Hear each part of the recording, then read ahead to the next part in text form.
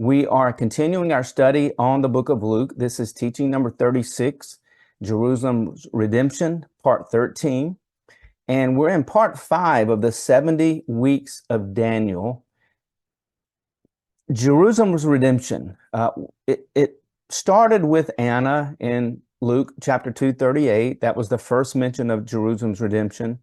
The second mention is by Jesus in Luke chapter 21, verse 28. We're going to look at that more next week when Jesus talked about redemption.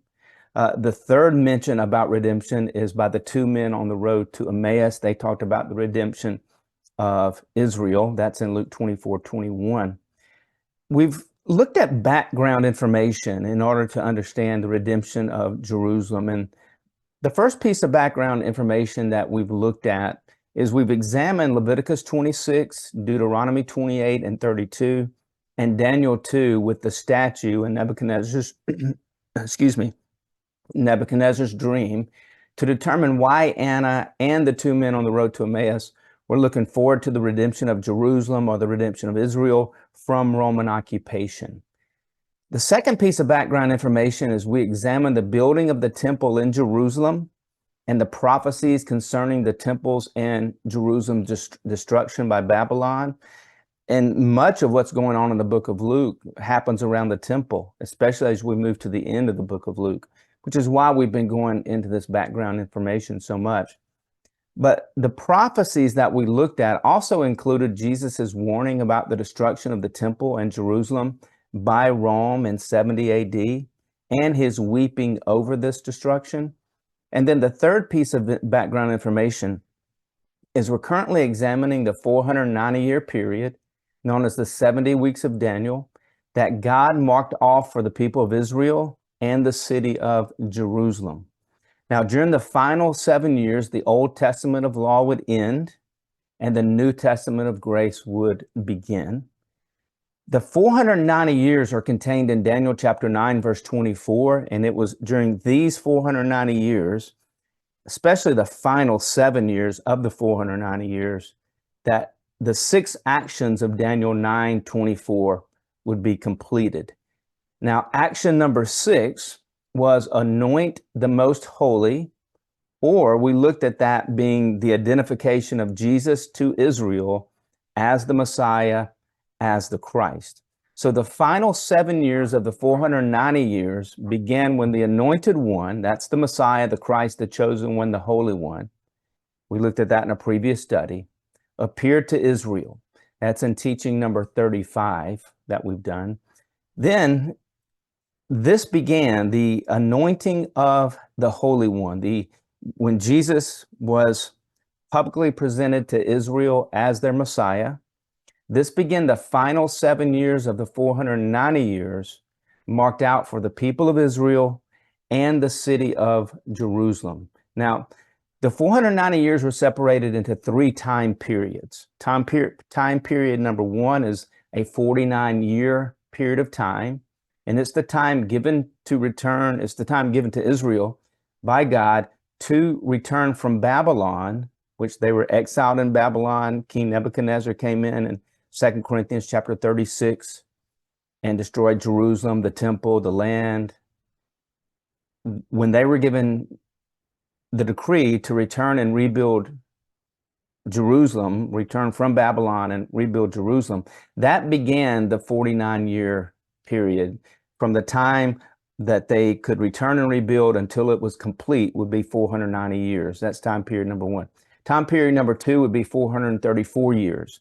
It's the temple, or it's the time the temple was completely rebuilt until the Messiah came. So after the temple was rebuilt, until the anointed one was presented to Israel, the anointed one came, the Messiah came, would be 434 years.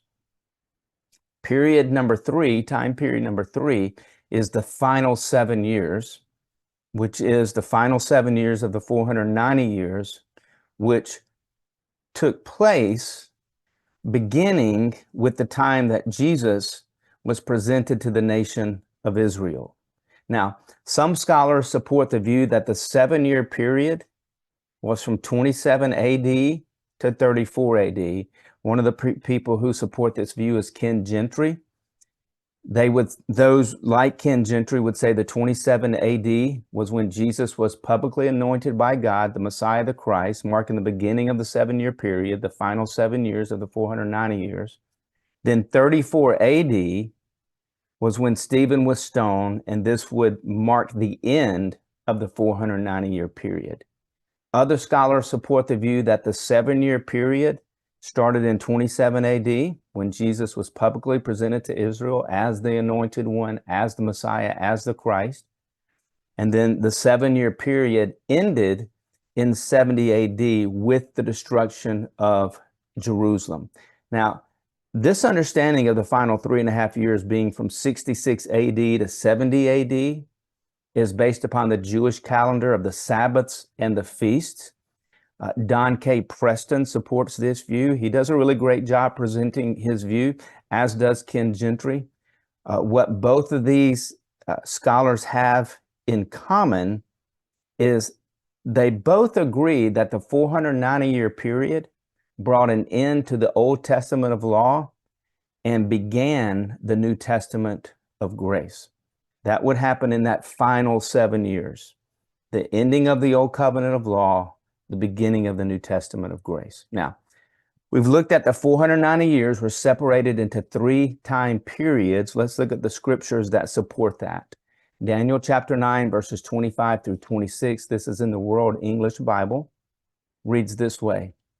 Know therefore and discern that from the going out of the commandment to restore and build Jerusalem, that would be 456 or 457 BC, the anointed one, that's 27 AD, when Jesus presented himself to Israel around the age of 30.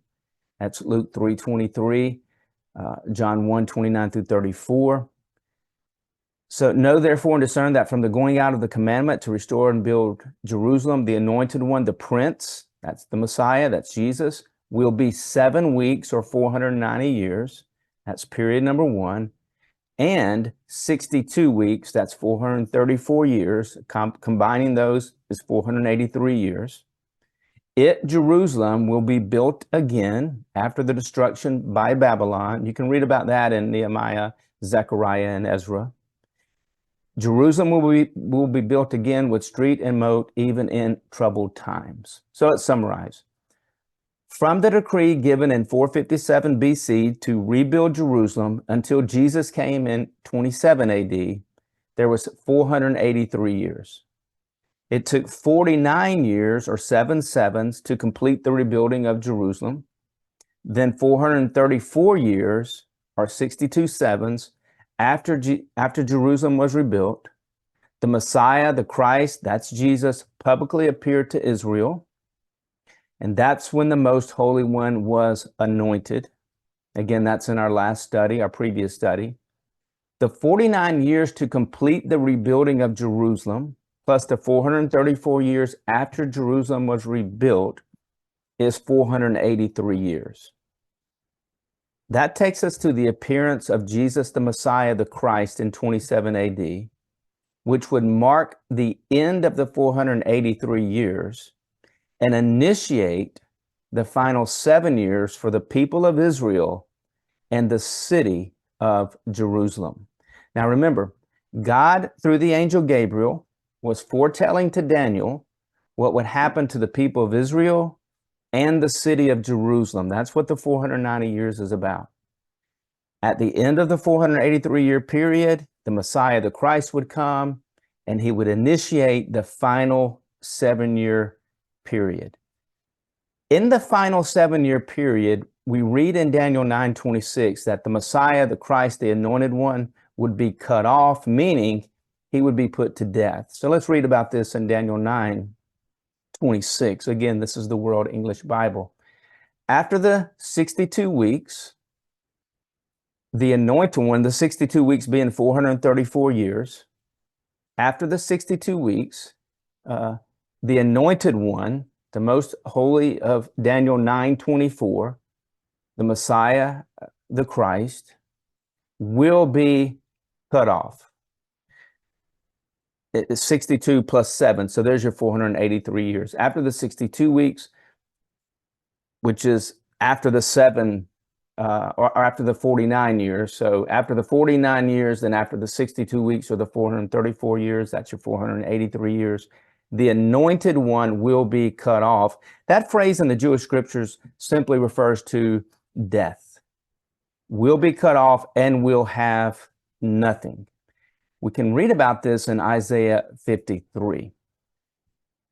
For some references to cut off in the Jewish scriptures referring to death, see Genesis 9:11, Exodus 9:15, Psalm 37:9, Psalm 37:34, Psalm 37:38, Psalm 90 verse 10, Proverbs 2:22, and Isaiah 53:8, which we're going to read Isaiah 53:8, which is all about Jesus, Isaiah 53, the end of Isaiah 52 into all of Isaiah 53. But look at Isaiah 53:8. For he, that's the Messiah, the Christ, the anointed one, Jesus, was cut off from the land of the living. That's his crucifixion. For the transgression of my people, he was punished. Specifically, it's talking about the nation of Israel under the law, but ultimately the death of Jesus we know was for all people all over the world. 1 John chapter 2, verses 1 through 2, for everybody. So Jesus, the anointed one, was cut off from the land of the living when he was crucified. This took place 3.5 years into the final 7 years of the 490-year prophecy of Daniel. When Jesus was cut off from the land of the living, the New Testament or the New Covenant of Grace was established. That's Matthew 26, 28, Luke 22:20, Hebrews 8 through 10. And when Jesus was cut off and the New Testament of grace was established, Jesus secured the eternal forgiveness of sins and eternal righteousness. When the Messiah was cut off, when the anointed one was cut off, actions 1 through 5 that we've looked at in our previous studies were completed.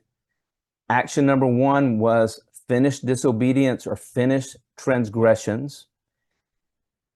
If you want to look for an alternate view, go back to Luke number 33 for another perspective on finished disobedience for transgressions. Don K. Preston has a very interesting view, and he presents it very well. And it's solid teaching. Action number 2 is make or put an end to sins or remove the guilt of sins by making the payment for sins. Action number 3 was make reconciliation for iniquity or remove the barrier of sin between God and people.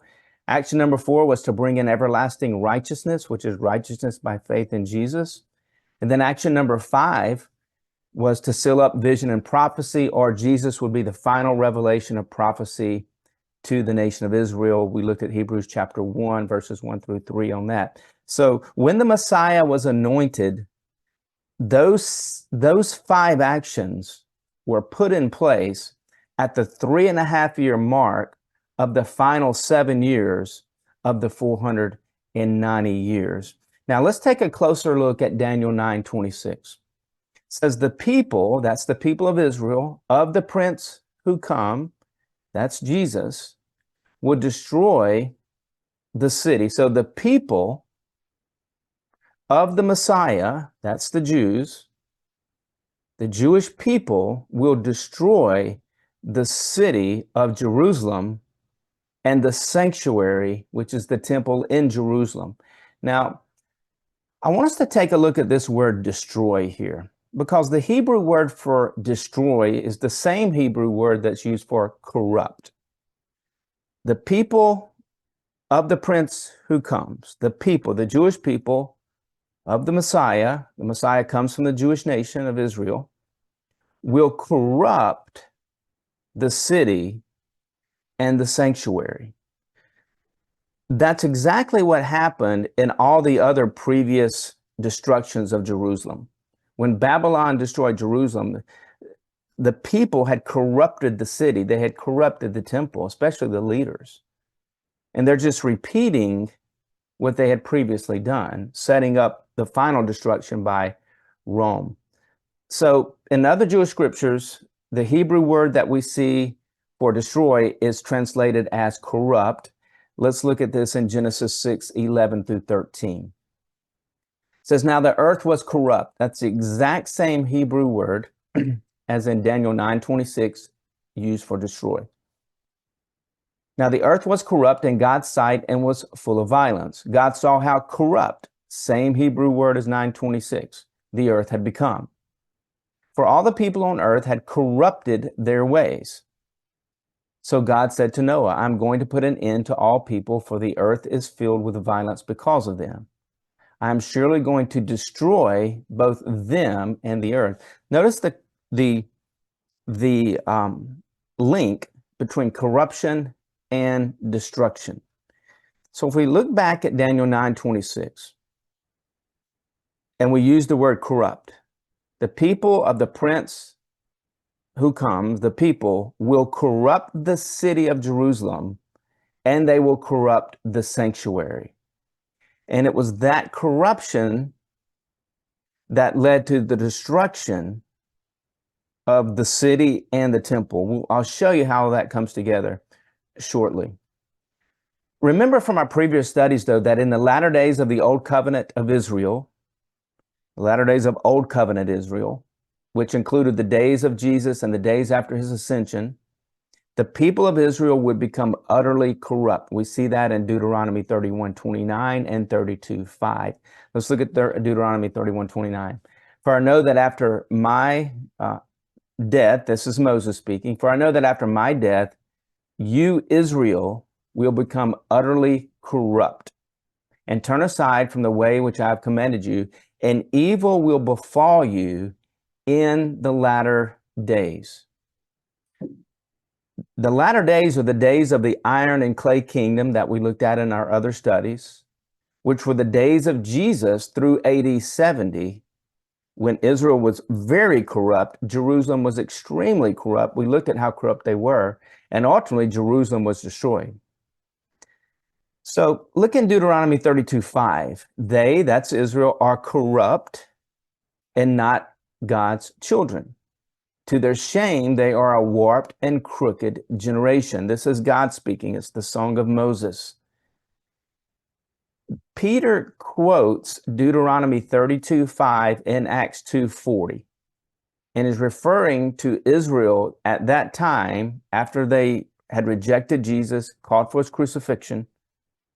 And Peter is accusing them of being corrupt and for crucifying Jesus in Acts chapter 2. And he does it in Acts chapter 3 and Acts chapter 4 as well. Stephen does the same thing in Acts 6 and 7. So the latter days of Israel are the latter days of the 490 years. You can look at that in Daniel 2:28. We talked about that in previous studies as well. So the latter days are also the days of the kings of Daniel in 2:44 through 45 that occurred during and after the lifetime of Jesus. And again, we've examined that in some previous studies. So before, during, and after the life of Jesus, the people of Israel corrupted the city of Jerusalem and the temple in Jerusalem. Now, we know that not all the people of Israel were corrupt. Many were, but not all. There were some who believed in Jesus as the Messiah, as the Christ. We're going to look at that group more next in our next study. That's the remnant. We're going to take a look at the remnant that believed in Jesus as the Messiah. But following the ascension of Jesus, the corrupt ways of the Jewish leadership, which they had become very corrupt. They were always corrupt. When you read through the Jewish scriptures, you see corruption consistently. You see the prophets consistently speaking to the Jewish people and the Jewish leaders about their corruption. But that corruption just continued. It continued during the days of Jesus. It continued with the crucifixion of Jesus. It continued after the resurrection and the ascension of Jesus, where we find that the Jewish leadership attacked believers in Jesus, imprisoned believers in Jesus, and even killed believers in Jesus. And those that they were attacking, imprisoning, and killing were their own Jewish people. They were people that they were in the synagogues with for years. They were neighbors. But the unbelieving, corrupt Jewish people who rejected Jesus as the Messiah attacked, imprisoned, and even killed believers in Jesus who accepted Jesus as the Messiah. And we see this on full view in Acts 6 and 7 with Stephen, when Paul was there giving approval of Stephen's death. Amazingly, in the grace of God, Paul came out of that corrupt rejection of Jesus, and he became a believer in Jesus and a great communicator of Jesus. So Jesus foretold of this corrupt time in John 15:18 through 6:2. The latter part of Matthew, well, all of Matthew 23 speaks of the corruption that was going on by the Jewish leaders. Let's go back to Daniel 9:26. This is the Word English Bible again. After the 62 weeks, the Messiah will be cut off and will have nothing. The anointed one will be cut off and will have nothing. The people of the prince who will come will corrupt. I think all the versions that I know use the word destroy. But I think corrupt could equally go right here. And just because all the other translations use the word destroy doesn't make them right. I know that in, let me give you an example of Ephesians chapter 3 or chapter 4, verse 32, I believe, where it says, forgive one another just as God in Christ has forgiven you. Well, the Greek word for forgive and forgiven there isn't the Greek word for forgive and forgive. I'm sorry, the English word for forgive and forgiven that's used is the wrong translation. It's the word grace. Have grace upon one another just as God in grace, just as God has had grace on you. That's the accurate translation. The word there is charis in Ephesians chapter 4, verse 32. Every translation uses the word forgive except for one. And only one translation accurately translates Ephesians chapter 4, verse 32 as graciously giving grace to others as God has graciously given grace to you. And so just because all the other translations use the word destroy doesn't mean they're right. It actually could be corrupt. And I think the word corrupt fits perfectly with the Jewish scriptures and what was going on in Jerusalem and in the temple during the days of Jesus. So after the 62 weeks will be, the anointed one will be cut off and will have nothing. The people of the prince who come, that's Israel, the prince being Jesus, will corrupt the city and the sanctuary being the temple, and the city and the sanctuary, will be with a flood. Remember, the 490 years was for the people of Israel and for the city of Jerusalem. And so that's what happened to the people of Israel and to the city of Jerusalem at that end of the 490 years. Its end came with a flood. I think that's talking about AD 70. I used to think that was in the future. I don't think that anymore. Its end will come with a flood, AD 70. That's the destruction of Jerusalem by Rome. Jesus foretold of this destruction in Matthew 24, Mark 13, Luke 19, Luke 21. I believe this is the great tribulation of Matthew 24, 20 and 29, and the great tribulation of Revelation 7, 14 and 16, 18, when the city of Jerusalem was destroyed. The old covenant, corrupt Israel that rejected Jesus, many of them died in that AD 70 destruction of the temple. Many were taken off as slaves into other nations. It was a terrible time. Meaning the city and the people, its end will be with a flood, and war will be even to the end. Desolations are determined. So I think that's talking about the Roman-Jewish War from 66 to 70 AD. Eventually in 70 AD, the end came like a flood, and corrupt Jerusalem was destroyed by the Roman armies. The corrupt leadership was destroyed. Many were taken off into slavery. And it talks about that in Deuteronomy 32 as well. Leviticus 26, Deuteronomy 28 speaks of that. All right, let's return to Daniel 9. Look at Daniel 9:27. He, that's Jesus, the prince who is to come, the anointed one, the most holy of Daniel 9:24. He will make a firm covenant with many for 1 week. I used to think that was the Antichrist. I don't anymore. I think this is the Messiah. This is Jesus. He will make a firm covenant with many for 1 week. 1 week is the final 7 years.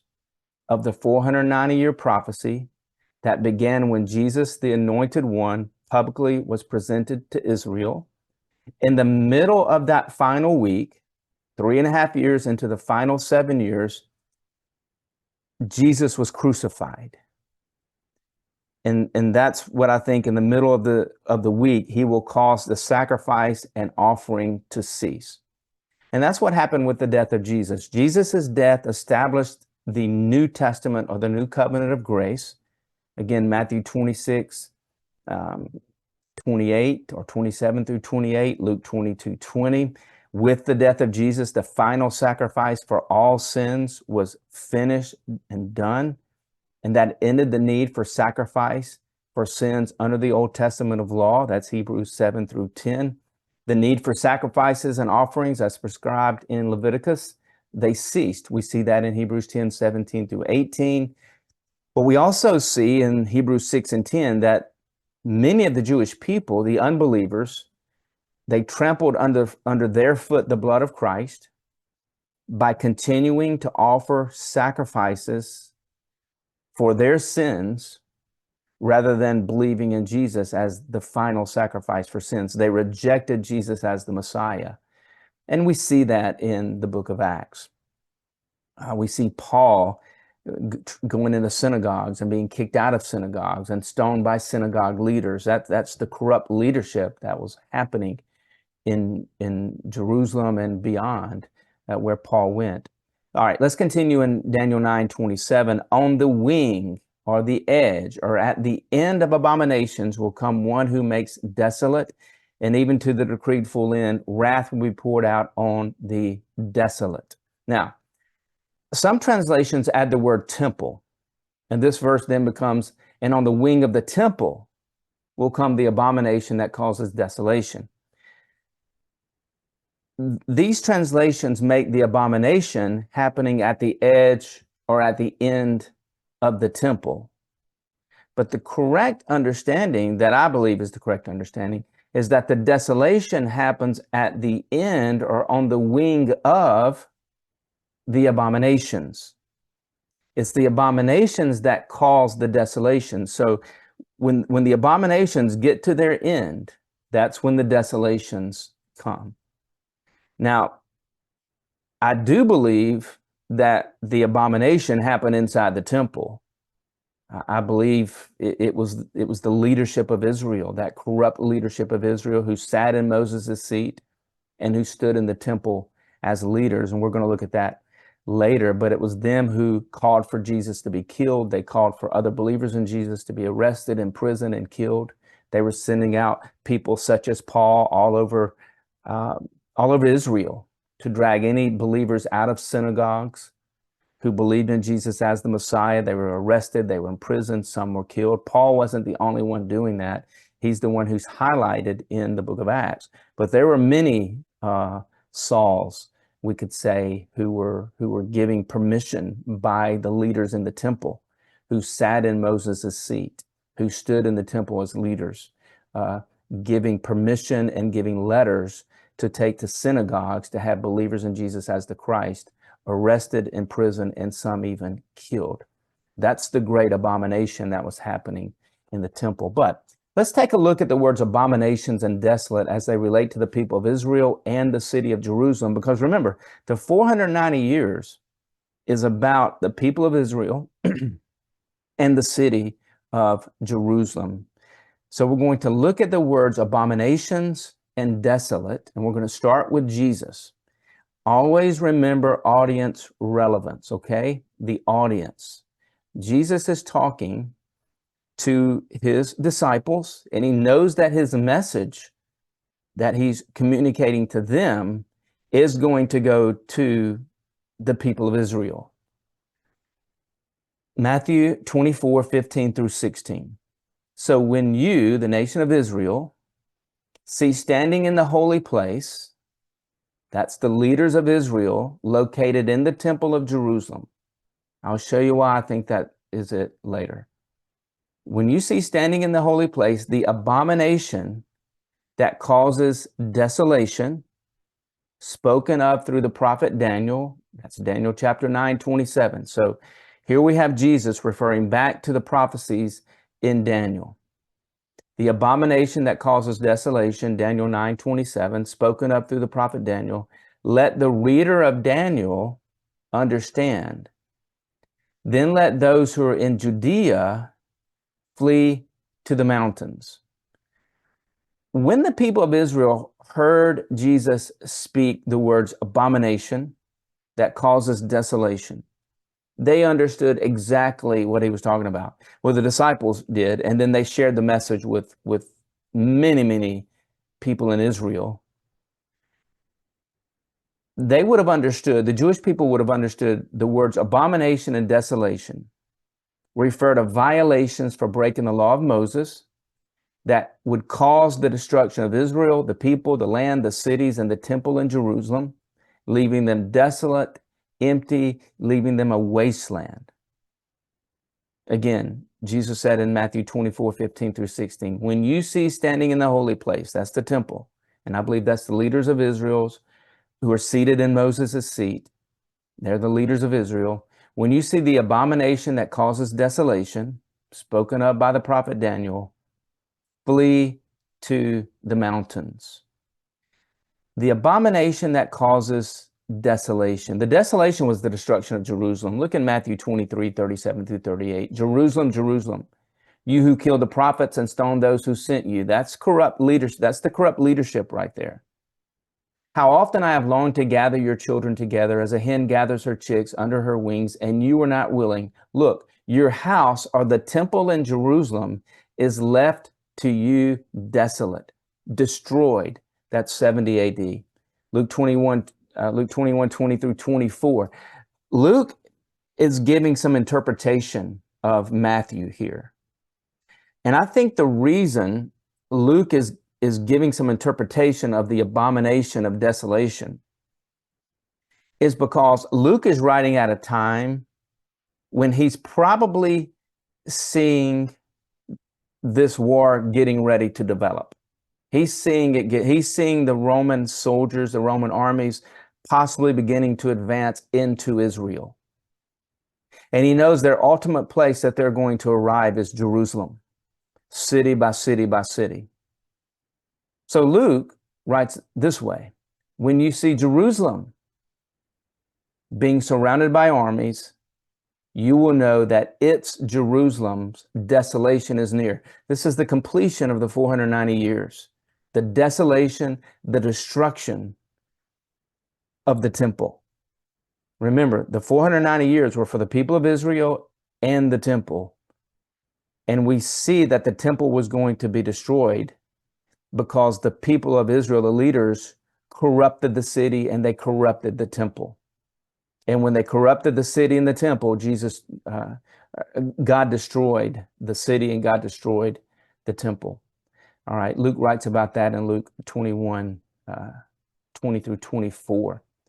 Luke 23:26-30 says, as the soldiers led Jesus away, they seized Simon from Cyrene, who was on his way in from the country, and put the cross on him and made him carry it behind Jesus. A large number of people followed Jesus, follow Simon from Cyrene and Jesus, including women, and mourned and wailed for Jesus. And then Jesus turned and said to them, daughters of Jerusalem, do not weep for me. Weep for yourselves and for your children. For the time will come, that's AD 70, when Israel, or when the soldiers and the armies of Rome destroyed the temple in AD 70, when you will say, blessed are the childless women and wombs that were never bore and the breasts that never nursed. Then they will say to the mountains, fall on us, and to the hills, cover us. The book of Revelation quotes those same verses. That's why I believe the book of Revelation is also talking about AD 70. Jesus described the desolation of Jerusalem in Luke 19:41-43. Look in Luke 19:41-43. As Jesus approached Jerusalem and saw the city, he wept over it, and he said, if you, even you, had only known on this day what would bring you peace, but now it is hidden from your eyes. The days will come upon you when your enemies will build an embankment against you.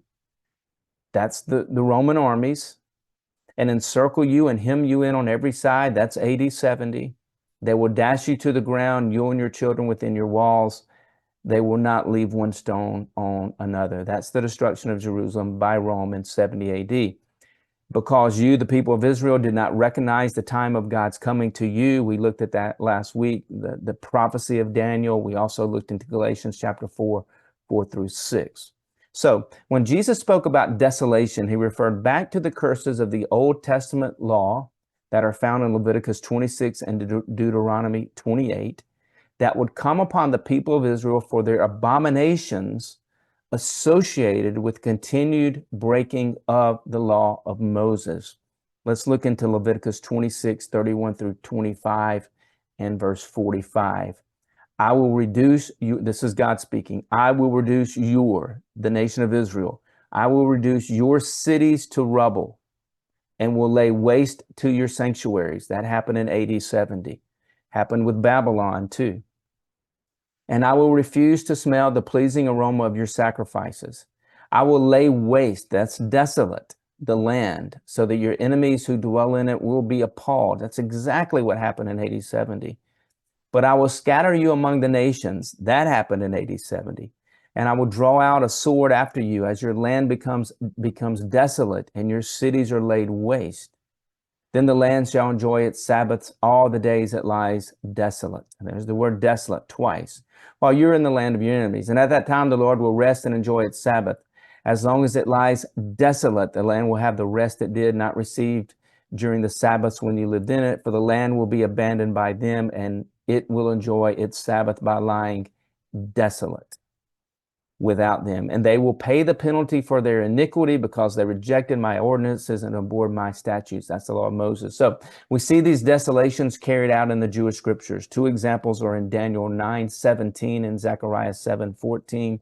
Daniel 9:17 says, now our God, hear the prayers and petitions of your servant. This is Daniel at the end of the Babylonian captivity. They've been captive for nearly 70 years, and Daniel's praying to God. He says, God, hear our prayers and the petitions of your servant.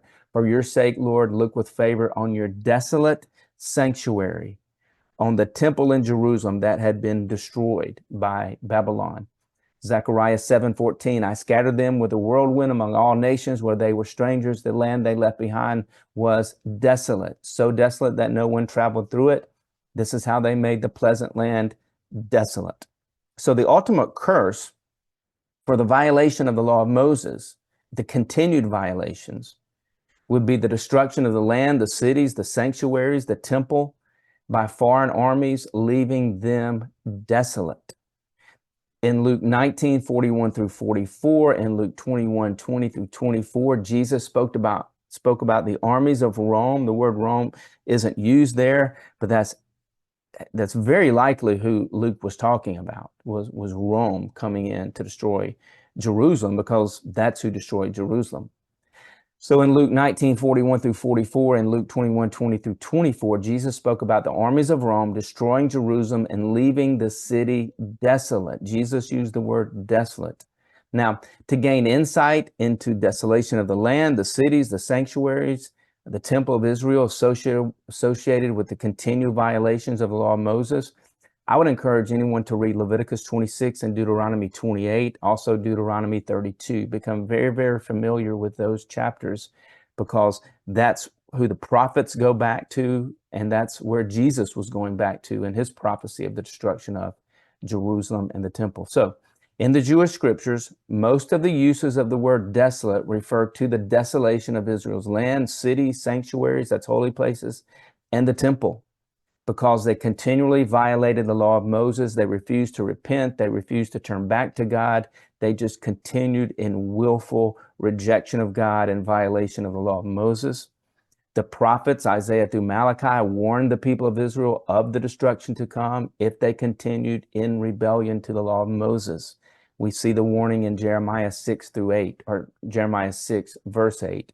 Take warning, Jerusalem, or I will turn away from you and make your land desolate, so that no one can live in it. Look in Jeremiah 7, verse 34. I will bring an end to the sounds of joy and gladness and the voices of brides and bridegrooms in the towns of Judah and the streets of Jerusalem, for the land will become desolate. Now, the prophets also recorded the desolation After the destruction came, look in Lamentations chapter 1, verse 4, Jeremiah writes these words: the roads to Zion mourn, for no one comes to her appointed festivals. All of her gateways are desolate. Her priests groan, her young women grieve, and she is in bitter anguish. Look in Isaiah chapter 1, verse 7, also Isaiah 24:10 and Isaiah 27:10. Your country is desolate. Your cities are burned with fire. Your fields are being stripped by foreigners right before you, laid waste as when overthrown by strangers. So these desolations were caused by the abominations in accordance with continued violations of the law of Moses by the people of Israel. We see Daniel referencing the desolations brought upon Jerusalem by God when he used Babylon to destroy the city and temple for continued violations of the law of Moses. Look at Daniel chapter 9, verse 2. This is out of the New King James Version.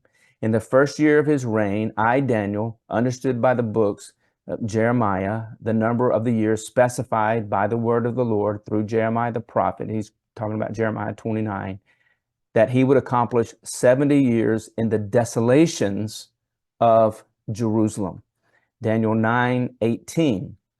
This is Daniel praying, "Oh my God, incline your ear and hear, open your eyes and see our desolations and the city which is called by your name. For we do not present our supplications before you because of our righteous deeds, but because of your great mercies." Now, God in his mercy had reached out to Israel again and again and again through the prophets to have them repent, to turn back from disobeying the law, to turn back to the law, but they would not do it. And after these warnings from the prophets, eventually the desolations of Leviticus 26 and Deuteronomy 28 came upon them. Now, these desolations were caused by the continued abominations associated with their violations against the law of Moses. So let's look at the words abomination and abominations in the scriptures. Remember, Jesus used the word abomination and desolation. Jesus was not just picking those words out of thin air. Jesus was referencing the Jewish scriptures about the abominations of the violations of the people of Israel toward the law of Moses that resulted in the desolations of their land, their cities, their temple, their sanctuaries, or their holy places. Jesus understood Leviticus. He understood Deuteronomy. He knew abominations. He knew desolations. He knew what he was saying when he was using those words. So let's look at the use of the words abomination and abominations in the scriptures. Leviticus 18:26. You shall therefore, that's Israel, you shall therefore keep my statutes and my judgments, that's the law of Moses, and shall not commit any of these abominations that were listed in previous chapters of Leviticus, either any of your own nation or any stranger who dwells among you. For all these abominations the men of the land have done who are before you, and thus the land is defiled. So there's the word abominations in Leviticus 18:26. Deuteronomy 18:9, when you come into the land which the Lord your God is giving you, you shall not learn to follow the abominations of those nations. Deuteronomy 29:17, and you saw their abominations and their idols, which were among them, wood and stone and silver and gold. Deuteronomy 32:16, they, Israel, provoked God to jealousy with foreign gods. With abominations, they provoked him to anger. So what happened was the people of Israel committed abominations to God when they started worshiping the demonic gods of the other nations. They started sacrificing their children to Moloch and the gods of the other nations. And God warned them not to do that in Leviticus. Jeremiah chapter 7, verse 30. You can also look in Jeremiah 13:27, 32, 34, 44, 22. And these are out of the New King James Version. For the children of Judah have done evil in my sight, says the Lord. They have set their abominations. Notice this. They have set their abominations in the house, which is called by my name. They set their abominations in the temple of Jerusalem, which is called by my name, to pollute or to corrupt it. That's exactly, to me, what Daniel 9:27 is talking about when the people of Israel during the days of Jesus corrupted the city and corrupted the temple. They had already done it in Jeremiah 7:30, which is why Babylon came in and destroyed Jerusalem and the temple. They're doing the same thing toward the end of the life of Jesus, and Jesus is telling them that the abominations they're committing in the temple, those who sit in Moses' seat, those who stand in the temple, they're corrupting Jerusalem, they're corrupting the city. That the ultimate abomination was the rejection of Jesus as the Messiah, because the law pointed to Jesus as the Messiah. That's the ultimate corruption. And then the killing of the believers in Jesus. And that's when the desolations came after those abominations. We'll look at that momentarily. The abominations and desolations under the law of Moses found their final fulfillment when Rome destroyed Jerusalem in 70 AD, just as Jesus foretold in Matthew 23, 29 through 39, Luke 19, 41 through 44, and Luke 21, and the book of Revelation foretold about these abominations that caused desolations. And that desolation was in AD 70 when Jerusalem was destroyed. Look at Revelation 17:4. The woman, that's corrupt Israel, before, during, and after the life, death, and resurrection and ascension of Jesus, leading up to the destruction of Jerusalem in 70 AD. The woman was arrayed in purple and scarlet and adorned with gold and precious stones and pearls, having in her hand a golden cup full of abominations. That's Israel filled up the measure of her sins in violation of the law of Moses. The final violations were the rejection of Jesus as the Messiah and the killing of those who believed in Jesus. You can see this in Matthew 23, 29 through 39, and Matthew 23, 32, where Jesus talked they were going to fill up the measure of their sins, or the measure of your sins, to corrupt leadership of Israel. Look at Revelation 17:5. And on her, that's corrupt, unbelieving, Old Covenant, Old Testament Israel, during the time of Jesus, after his ascension, on her forehead, a name was written. Here's the name: Mystery Babylon the Great. And Babylon the Great is the Old Covenant, Old Testament Israel who killed Jesus and the believers in Jesus. Mystery Babylon the Great, the mother of harlots and the abominations of the earth, or of the land in the Greek language there. The ultimate abomination by unbelieving Old Testament Israel was rejection of Jesus as the Messiah, the Christ, by calling for his crucifixion, the offering of sacrifices in the temple after Christ was sacrificed, displaying their rejection for Jesus. They were trampling underfoot the blood of Jesus, according to Hebrews 6 and 10. Unbelieving, corrupt Israel that rejected Jesus. They arrested, imprisoned, and killed fellow Jewish people who believed in Jesus. And Jesus said this would happen in John 15, 18 through 16:4, and at the end of Matthew 33. Now, with this understanding of the continued abominations of Israel in violating the law of Moses and the desolations that would come against them in judgment on the people, the land, the cities, the temple, let's return back to Daniel 9:27. On the wing, or at the end of the abominations, will come one who makes, or one who causes, desolate. And even to the decreed full end, wrath will be poured out on the desolate. The full end of what? The full end of the 490 years.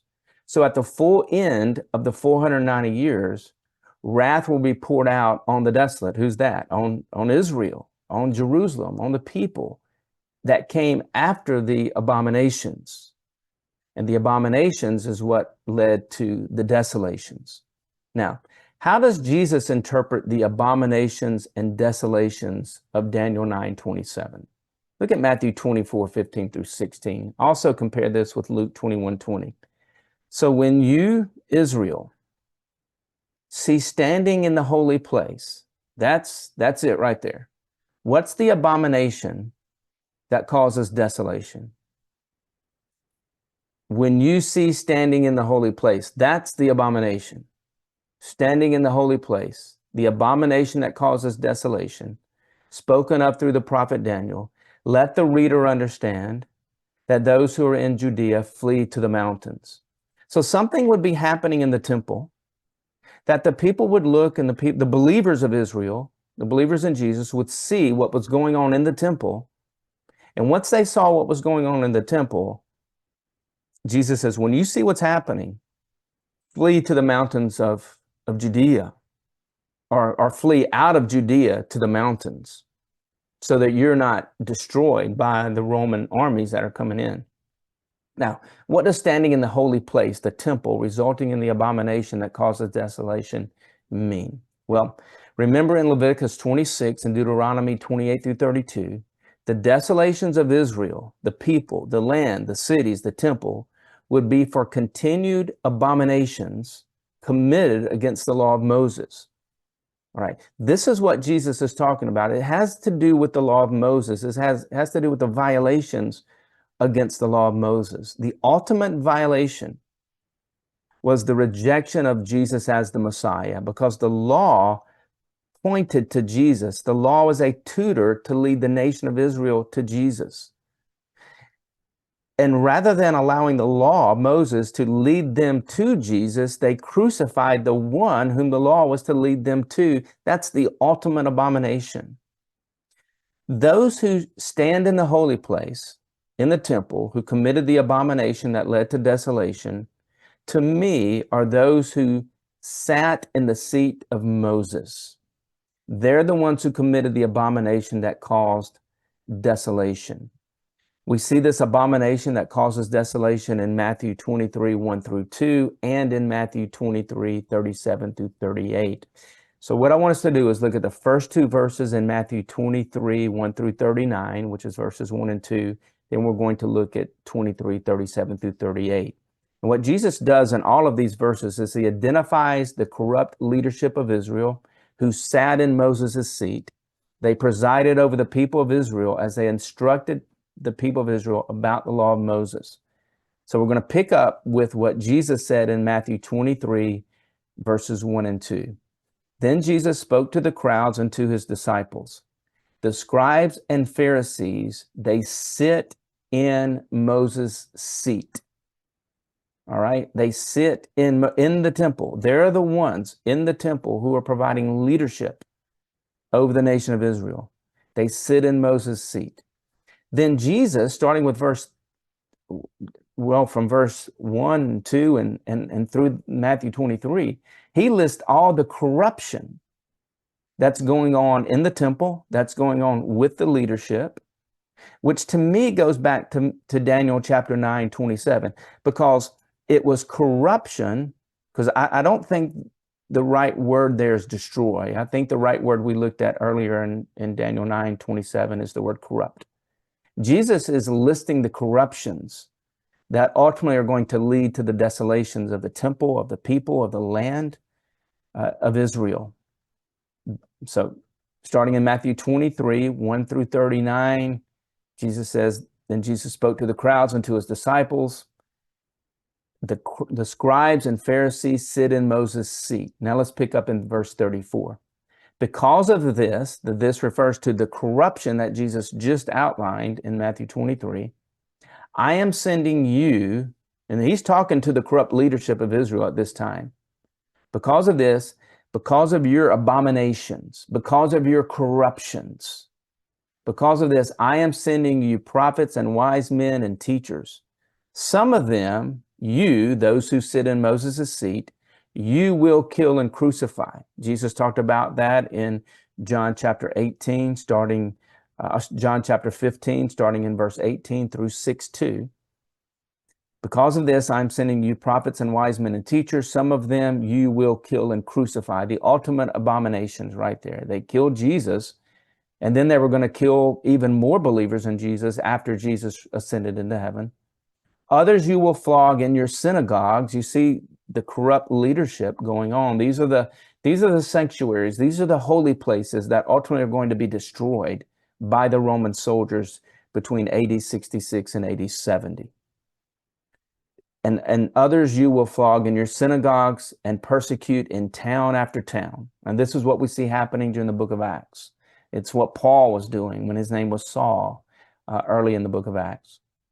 Verse 35 of Matthew 23. And so upon you will come all the righteous blood shed on earth, from the blood of righteous Abel to the blood of Zechariah, son of Berechiah, whom you murdered between the temple and the altar. Verse 36, truly I tell you, all these things will come upon this generation. And I think this generation doesn't refer to some future generation in our future. I think it was talking about the generation that were committing those acts in those days at that time. And we see destruction and desolation coming upon the nation of Israel, the temple in Jerusalem, the cities, the sanctuaries, the most holy places in AD 70. Look at verse 37 of Matthew 23. O Jerusalem, this is Jesus talking. You who kill the prophets and stone those sent to her, how often I have longed to gather your children together as a hen gathers her chicks under her wings, but you were unwilling. Look, your house, your temple is left to you desolate. Now compare that with all the verses we read about desolation in the Jewish scriptures, because that's what Jesus is referring to. And he's talking to those who are sitting in Moses' seat. He's talking to the corruption, and he's telling them, yeah, you sit in Moses' seat in the temple, but this temple that you're sitting in leadership is going to become desolate. They understood that that meant that Jerusalem was going to be destroyed. The temple was going to be destroyed. That violations committed against the law of Moses were going to take place, and are the penalty for the violations, the desolations for the violations, for the abominations was going to take place. So let's return to Matthew 24, 15 through 16, which takes place after Matthew 23, 1 through 9. We're going to read again Matthew 24, 15 through 16. So when you see standing in the holy place, that's the corrupt leaders of Matthew 23, who were sitting in the seat of Moses, the abomination that causes desolation. That's the rejection of Jesus as the Messiah. That is the killing of believers, dragging them out of synagogues. That's what Jesus referred to in Matthew, at the end of Matthew 23. Let the reader understand that those who are in Judea flee to the mountains. Now we can conclude that those standing in the holy place, the temple in Jerusalem, were those who sat in Moses' seat of leadership. And it was these leaders who caused the desolation of Jerusalem, just as Jesus stated in Matthew 23, 1 through 38. When Jesus said in Matthew 23, look, your house is left to you desolate. That's 70 AD. Again, Luke 19, 41 through 43, Jesus talks about the desolation of Jerusalem. He does the same thing in Luke 21, 20 through 24.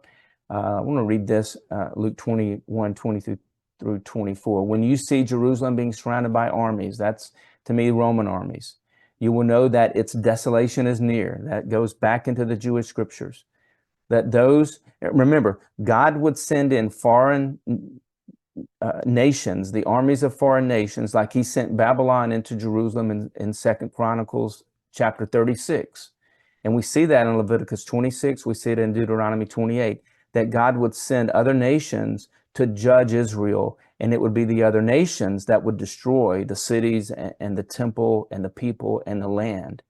Well, nothing new is going on in Jesus's time, except this is going to be the final desolation, the final abominations. They're going to fill up their cup of abominations to the full, according to Revelation.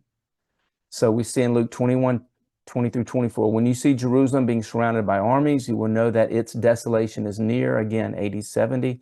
Then let those who are in Judea flee to the mountains. Let those who are in the city of Jerusalem get out. Let those in the country not enter into the city of Jerusalem. For this is the time of vengeance. Vengeance. The NIV says punishment. The word there is vengeance. You can look at Luke 21, 20 through 24 with the New King James versions. It's days of vengeance. Jesus isn't pulling the word vengeance out of thin air. He's quoting Deuteronomy 32, verse 35, Deuteronomy 32, 41, Deuteronomy 32, 43. Jesus is quoting Isaiah 61, 1 through 2. Now remember, in Luke 4, we looked at this last week, Jesus goes into his hometown synagogue and he talks about the year of the Lord's favor. He's quoting Isaiah 61, 1 through 2, but he stops right before the days of vengeance come.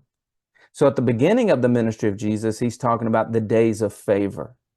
At the end of his ministry, he's talking about the days of vengeance, meaning the days of favor for the people of Israel was right before their eyes. Jesus, believing him as the Messiah. They rejected him. They're killing believers. Jesus tells them that destruction is coming and it's vengeance, and Jerusalem's going to be destroyed. That's what's happening toward the end of the ministry of Jesus. They will fall by the sword, and they will be taken as prisoners. There will be great distress in the land and wrath against the people. Amen. This is at the end of the 490 years, right? Jerusalem will be trampled on by the Gentiles until the times of the Gentiles are fulfilled. Now, I've written some articles about what was 70 AD all about. You can go to gracereach.org, click on blogs, you can go to topics and look for eschatology. You can look for 70 AD in topics. You can also go to titles and look for the title, What Was 70 AD All About? So I write about that. At the end of that article, I have other links that you can click on that will help you understand more fully 70 AD, what it was all about. All right, let's return to Anna and the two men on the road to Emmaus as they look forward to the redemption of Jerusalem and the redemption of Israel. So Anna and the two men on the road to Emmaus were looking for the redemption of Jerusalem and the redemption of Israel. However, rather than redemption, destruction came to Jerusalem. Prior to this destruction, when it would happen, Jesus says these words in Luke 21:28. Lift up your heads, your redemption draws near. Now, what is he talking about? Because he's already said destruction draws near. Well, now he's saying redemption draws near. So what is we know that the destruction to draw near was the Roman armies destroying Jerusalem and the temple. What's the redemption that draws near? What did Jesus mean? Well, anytime Jerusalem was destroyed, God had a remnant, a small group of people from Israel who would continue to worship God. And they would not mix with the other Jewish people who worship the gods of the Gentile nations. This group of people were those who left Jerusalem and fled to the hills for safety prior to the destruction of Jerusalem by Rome. That's lift up your heads. That's the ones who escaped. That's the ones who saw the army surrounding Jerusalem and their redemption. It was time for them to leave the city. This group of people became part of the New Jerusalem. To me, they were part of the 144,000 that we see in the book of Revelation. They became the city that we see coming down from heaven to earth. And we're going to look at this next week. It's fascinating to see God had promised to the nation of Israel in Isaiah 66 or 65 and 66, a new Jerusalem. And I think that's the redemption, the remnant. Lift up your heads. The your is that remnant of believers who they weren't corrupt. They were believers in Jesus as the Christ. When they left the city, they were part of the 144,000 who took the message of the gospel to the nations, resulting in the harvest that we see in the book of Revelation. And that's what we're going to look at next week. It's going to be a fascinating study.